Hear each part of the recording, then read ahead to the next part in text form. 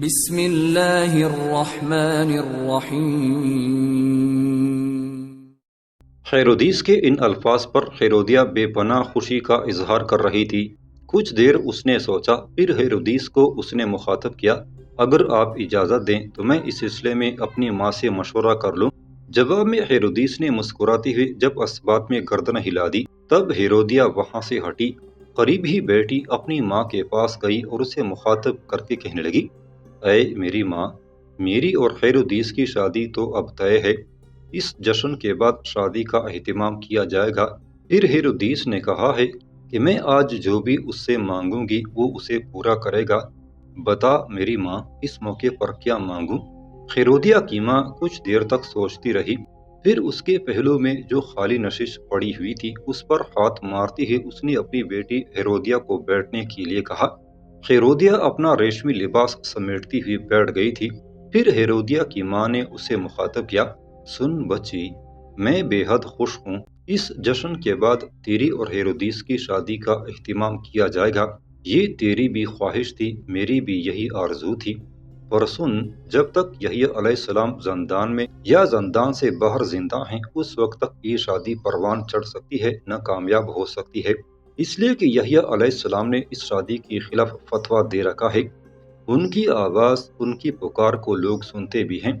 تمہاری شادی کے بعد اگر انہوں نے پھر اس شادی کے خلاف آواز اٹھائی تو یاد رکھنا، بے شمار لوگ اس شادی کے خلاف واویلا کریں گے، اس طرح خیرودیس کے دشمنوں میں اضافہ ہوگا۔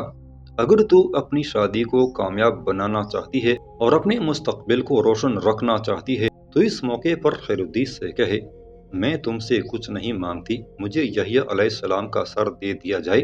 اپنی ماں کے ان الفاظ پر خیرودیہ چونک سی پڑی، پھر اسے مخاطب کر کے کہنے لگی، میری ماں، کیا میری اس خواہش، میری اس مانگ پر خیرودیس عمل کر گزرے گا اور یحییٰ علیہ السلام کا سر کاٹ کر مجھے پیش کر دے گا؟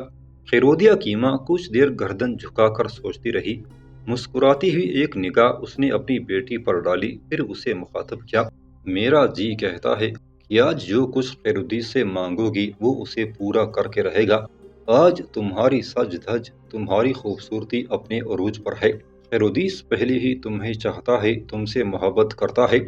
یاد رکھنا، آج کا موقع تم نے ضائع کر دیا تو یوں جانو تمہارا مستقبل اندھیرے کی طرح تاریک ہو جائے گا۔ اگر اپنی زندگی سنوارنا چاہتی ہو تو اپنی جگہ سے اٹھو، خیرودیس سے جا کر کہو، میں تم سے کچھ نہیں مانگتی، بس مجھے یحییٰ علیہ السلام کا سر چاہیے۔ مجھے امید ہے کہ تمہاری اس مانگ کو پورا کرتے ہوئے وہ یحییٰ علیہ السلام کا سر کاٹ کر تمہارے سامنے پیش کر دے گا۔ ہیرودیہ اپنی جگہ سے اٹھتے ہوئے کچھ ہچکچا رہی تھی۔ اس موقع پر اس کی ماں نے اسے پھر مخاطب کیا، شرماؤ گی، ہچکچاؤ گی تو یاد رکھنا اپنا آپ تباہ کر لو گی۔ میں تمہیں مشورہ دیتی ہوں کہ ابھی اسی وقت اٹھو، ہیرودیس کے پاس جاؤ اور جو کچھ میں نے کہا ہے اسے کہہ گزرو۔ میں تمہیں یقین دلاتی ہوں کہ وہ تمہاری ہر خواہش کو پورا کرے گا۔ خیرودیہ اپنی جگہ پر کھڑی ہوئی، 90 تلے قدموں سے وہ آگے بڑھی، ہیرودیس کے پاس آئی، کچھ کہنا چاہتی تھی کہ ہیرودیس نے اسے پہلے ہی مخاطب کیا، اگر تم نے اپنی ماں سے مشورہ کر لیا ہے تو مانگو، کیا مانگتی ہو؟ ایک گہری مسکراتی ہوئی نگاہ ہیرودیہ نے خیرودیس پر ڈالی، پھر اپنا منہ خیرودیس کے قریب لے جاتی ہوئے کہہ اٹھی، میں آپ سے کچھ نہیں مانگتی، بس مجھے یحییٰ علیہ السلام کا سر کاٹ کے پیش کر دیا جائے۔ ان الفاظ پر خیرودیس چونک سا پڑا، کچھ دیر تک وہ گہری سوچوں میں ڈوبا رہا، لیکن یہ خواہش چونکہ اس کی محبوبہ کی تھی، لہٰذا تھوڑی ہی دیر بعد اس نے اپنے کچھ آدمی زندان کی طرف بھجوائے اور انہیں حکم دیا کہ یحییٰ علیہ السلام کا سر کاٹ کر اس کے پاس لایا جائے۔ بس وہ لوگ گئے، زندان میں اللہ کے نبی یحییٰ علیہ السلام کا سر کاٹا، اسے ایک تشت میں رکھا اور اس جگہ لائے جس جگہ جشن ہو رہا تھا۔ سر خیرودیس کو پیش کیا گیا، ہیرودیس نے وہ سر خیرودیہ کو پیش کر دیا۔ اس طرح خیرودیس نے ہیرودیہ کی خواہش پر اللہ کے نبی کا سر کاٹ دیا۔ پھر جشن کے بعد ہیرودیس نے ہیرودیہ کو اپنے حرم میں داخل کر لیا تھا۔ اس شادی کے صرف ایک ہفتہ بعد جبکہ ہیرودیہ اور اس کی ماں ایک کمرے میں اکیلی بیٹھی باہم گفتگو کر رہی تھیں کہ اس کمرے میں ہیرودیس داخل ہوا۔ ہیرودیہ اور اس کی ماں ہیرودیس کو دیکھتی ہی اپنی جگہ سے اٹھ کھڑی ہوئیں۔ ہیرودیس کی گردن جھکی ہوئی تھی، پریشان تھا، ایسا لگتا تھا انجانے تفکرات نے اسے گھیر لیا ہو۔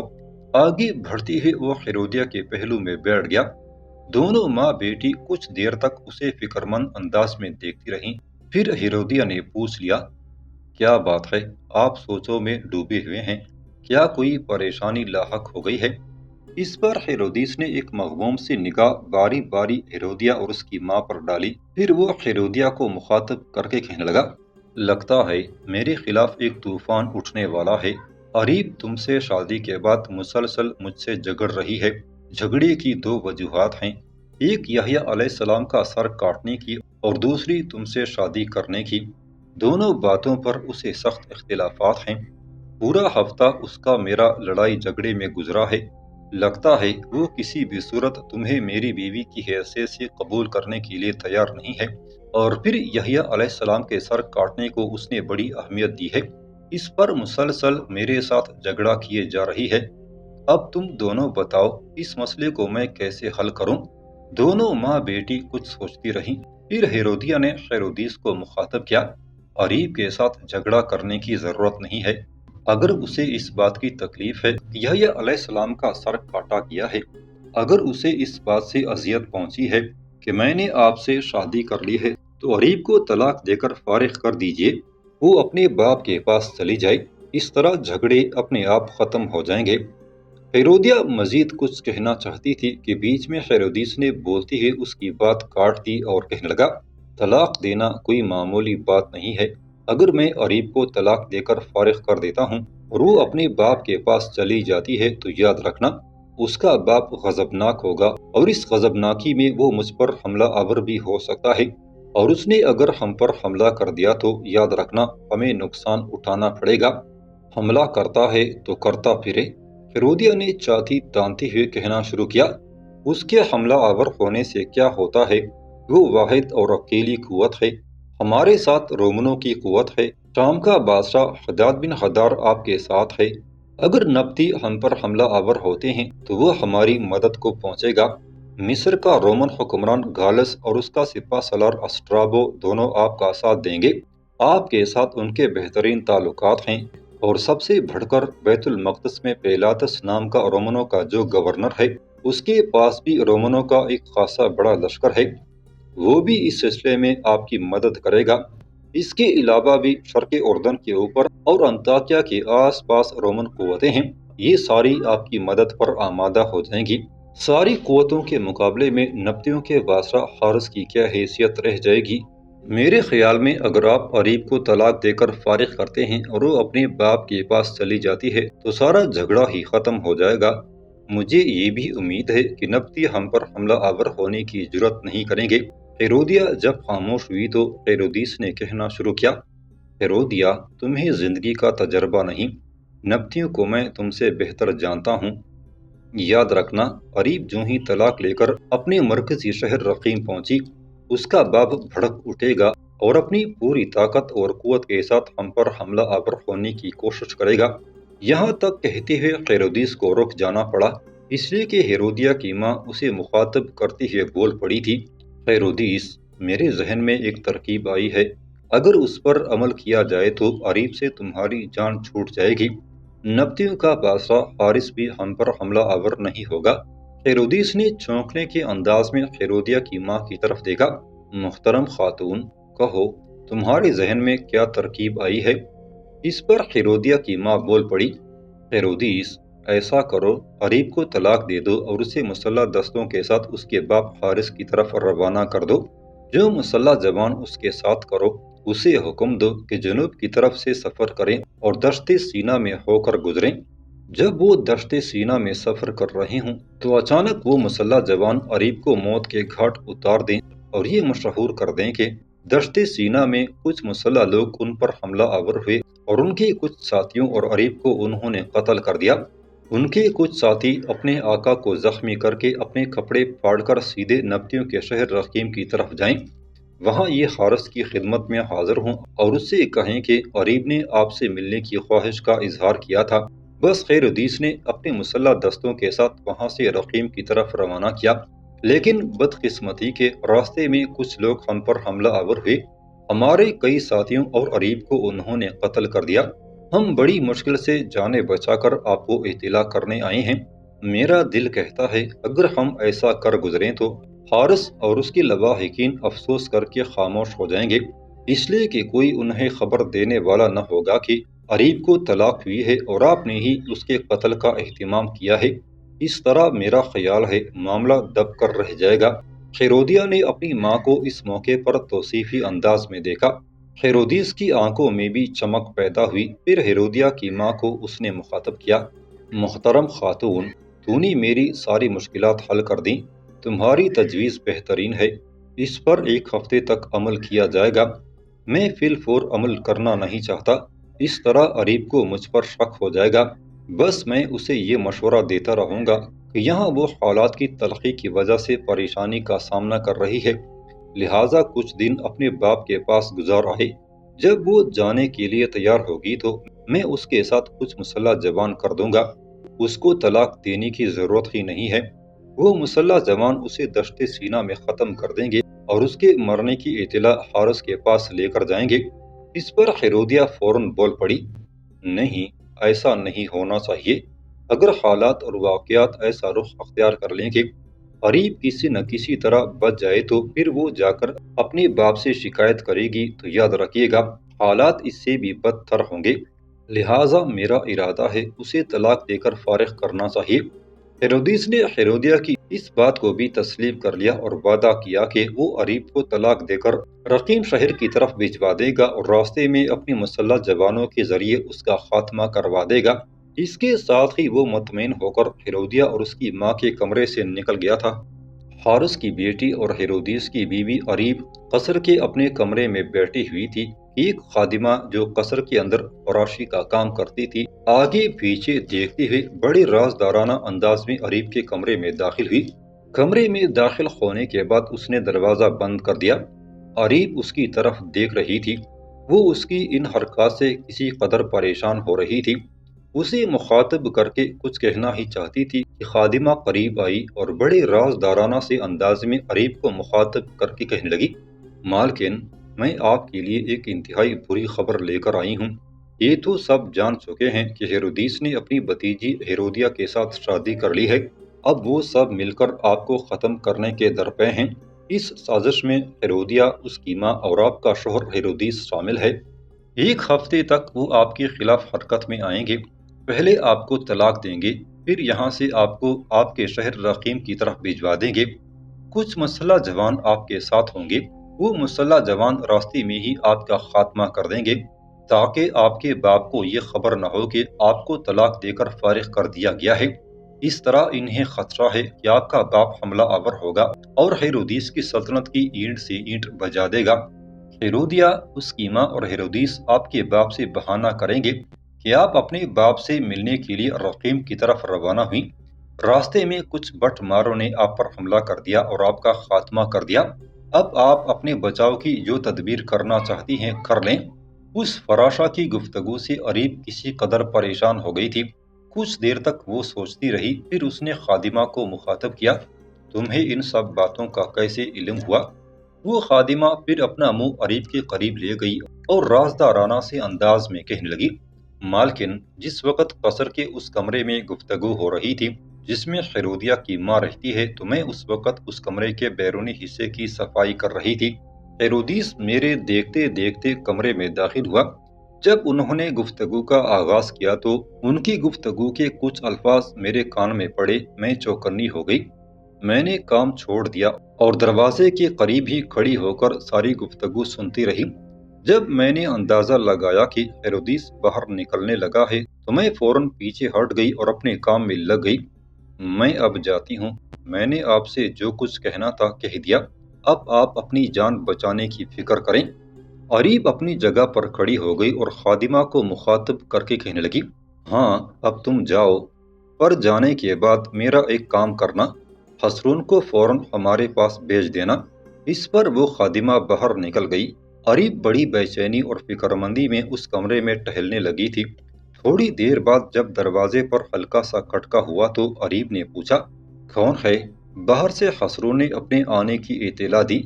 अरीब ने फौरन उसे अंदर आने को कहा। हसरून कमरे में दाखिल हुआ।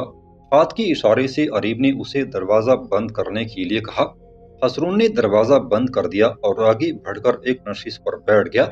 अरीब ने जल्दी जल्दी जो वाक़यात पेश आ रहे थे उनसे हसरून को आगाह कर दिया।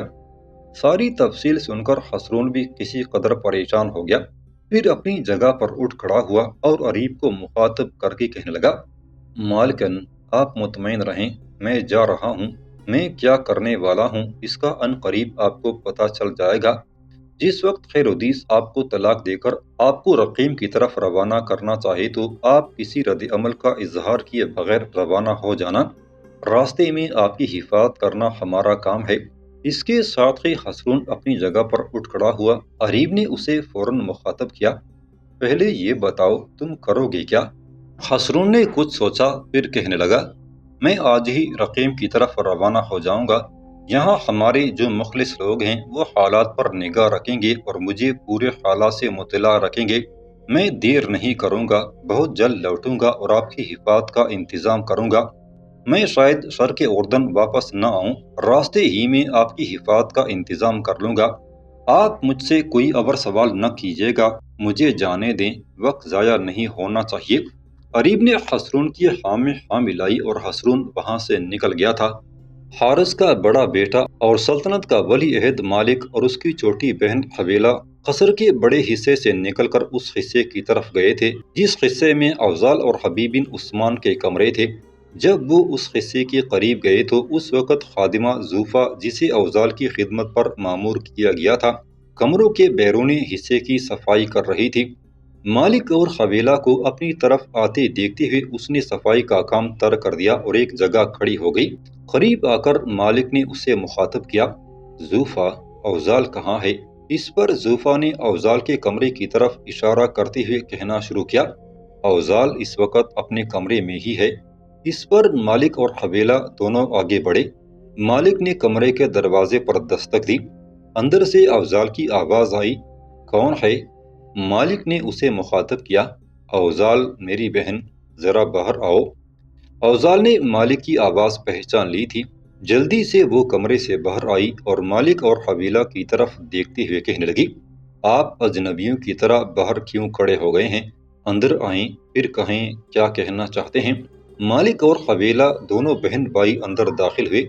सब नशिस्तों पर बैठ गए। फिर मालिक ने अफजाल को मुखातब किया, अफजाल मेरी बहन, हम तुम्हें लेने आए हैं। कल हमने एक लयामल बनाया कि तुम्हें हम शहर का एक हिस्सा दिखाएंगे। इस तरह हम वक्फे वक्फे से निकलेंगे और पूरे शहर की तुम्हें सैर कराएंगे। आज सबसे पहले हम शहर के सबसे बड़े माबद की तरफ जाएंगे। माबद में तुम्हें घुमाने के बाद शहर के कुछ और हिस्से देखेंगे, फिर वापस आ जाएंगे। अफजाल ने कुछ सोचा फिर मालिक की तरफ देखते हुए कहने लगी, लेकिन इस वक्त हबीब बिन उस्मान तो यहाँ नहीं है। आप तो जानते हैं वो मेरा पासबान, मेरा मुहाफ़िज़ है, उसका मेरे साथ जाना ज़रूरी है। मालिक ने एक हल्का सा कहका लगाया और कहने लगा, मैं जानता हूँ मेरी बहन, वो तुम्हारा मुहाफ़िज़ है, वही तुम्हारी हिफाजत कर सकता है, इसलिए मैंने उसे और उसके भाई सईद दोनों को बुलाया है। हमारा एक आदमी लश्करगाह की तरफ गया है, थोड़ी देर तक दोनों भाई आ जाएंगे, फिर हम यहाँ से निकलकर पहले माबद की तरफ जाएंगे। इसके बाद शहर का जो हिस्सा देखना होगा वो हबीब बिन उस्मान से मशवरा करने के बाद देखेंगे। अब तुम तैयार हो जाओ, फिर चलते हैं। मालिक को रुक जाना पड़ा इसलिए कि दरवाजे पर दस्तक हुई थी। इस पर मालिक अपनी जगह पर उठ खड़ा हुआ और अफजाल की तरफ देखते हुए कहने लगा, मेरा दिल कहता है हबीब और सईद दोनों भाई आ गए हैं।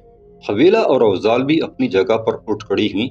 मालिक ने जब दरवाज़ा खोला तो दरवाजे पर वाकई हबीब और सईद खड़े थे। मालिक के कहने पर दोनों अंदर आए। अंदर आती ही हबीब ने मालिक को मुखातब किया, मालिक मेरे भाई, तुमने मुझे और सईद को तलब किया है, क्या कोई अहम बात है? इस पर मालिक ने अफजाल को मुखातब किया, अफजाल तुम जल्दी जल्दी तैयार हो जाओ, हवेला यहीं बैठी है, हम तीनों बाहर खड़े होते हैं। इसके साथ ही हबीब और सईद के बाजू पकड़कर मालिक बाहर ले आया। कमरे से बाहर आकर हबीब की तरफ देखते हुए मालिक कहने लगा, आज हमने अफजाल को बाहर लेकर जाना है। मेरा और हवेला का ये इरादा था कि अफजाल को रकीम शहर दिखाएं। یہاں سے پہلے ہم معبد کی طرف جائیں گے، اس کے بعد صلاح و مشورہ کرنے کے بعد شہر کا کوئی دوسرا حصہ دکھائیں گے۔ حبیب بن عثمان کے چہرے پر ہلکی سی مسکراہٹ نمودار ہوئی، پھر مالک کی طرف دیکھتے ہوئے کہنے لگا، مالک، اگر یہ بات تھی تو تم دونوں بہن بھائی اسے اپنے ساتھ لے جاتے، اس میں مجھے یا سعید کو بلانے کی ضرورت ہی نہیں تھی، نہ اس سلسلے میں ہمارا کوئی کام ہے۔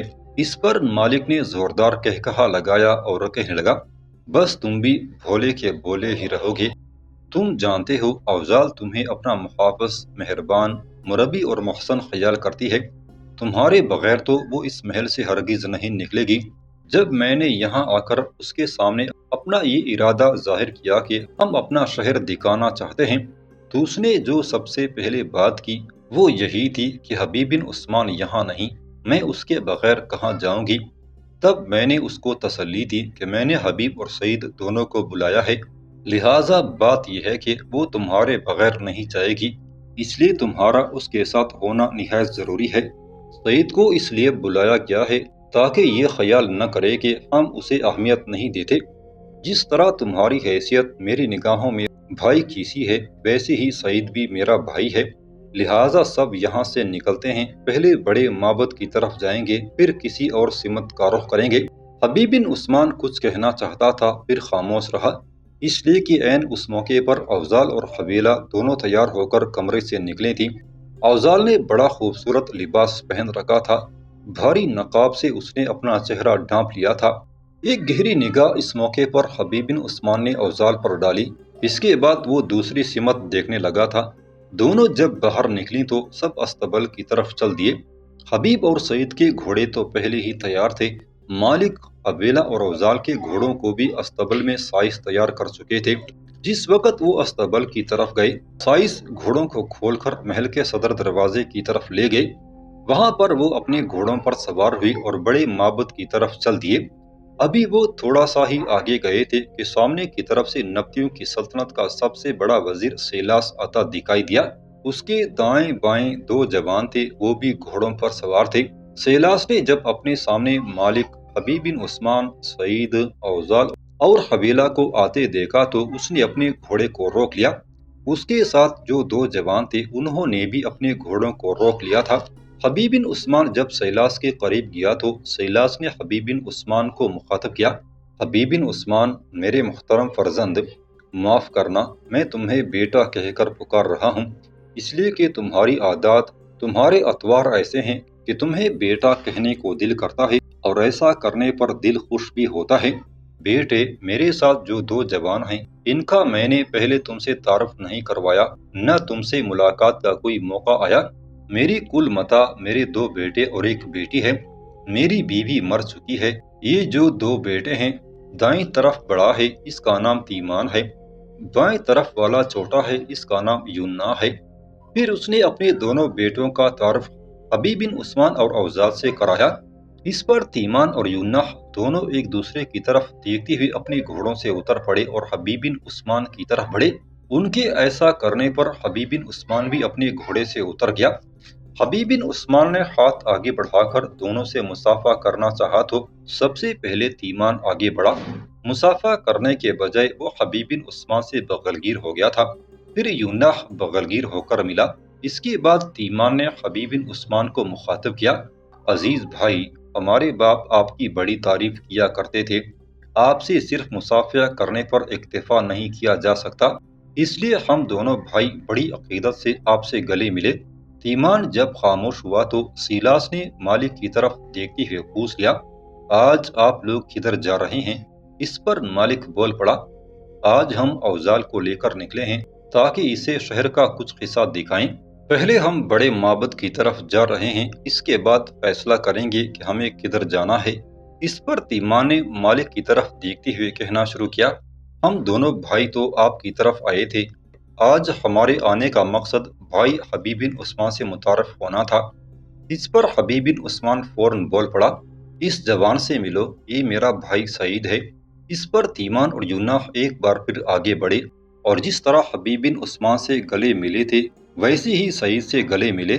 حبیب بن عثمان کے بعد تیمان نے مالک کو مخاطب کیا، ہم آپ کی طرف جا رہے تھے، آپ بڑے معبد کی طرف جا رہے ہیں تو ہم لوٹ جاتے ہیں۔ مالک فوراً بول پڑا، نہیں، آپ دونوں بھی ہمارے ساتھ چلیں، اس طرح رونق رہے گی۔ جہاں تک محترم سیلاس کا تعلق ہے، ایک قصر کی طرف چلے جاتے ہیں۔ سیلاس نے اس سے اتفاق کیا، وہ آگے قصر کی طرف بڑھ گیا، جبکہ تیمان اور یوناح دونوں ان کے ساتھ ہو لیے تھے۔